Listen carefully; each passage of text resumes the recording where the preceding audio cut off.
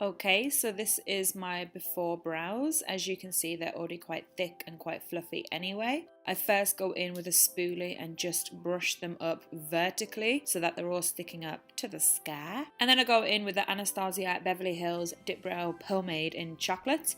This is the Anastasia Angled Brush. I think it's the number 12 or 13, whichever it is. I'll leave the name on the screen anyway. And I just make a strong underline for the bottom of the brow, just taking it all the way over from the front to the end. And then with a bit more product, I kind of push vertical lines again through the brows.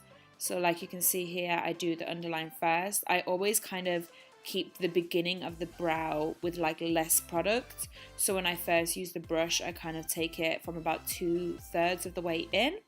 Then I go in with the MAC False Lash Maximizer. This is meant to be a mascara primer, but it's really nice when you want to do a fluffy brow because it just makes the brows stick wherever you want them.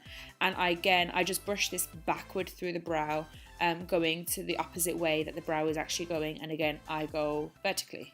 Push up, up, up, up, up. And even though it's white, it does dry clear, so don't worry. This is the Brush Brown Brush Stroke Liner from MAC. You can always use an eyebrow pencil if you prefer.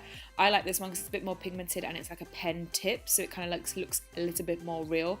This is really good if you guys lack hair as well. And I just flick that up again vertically.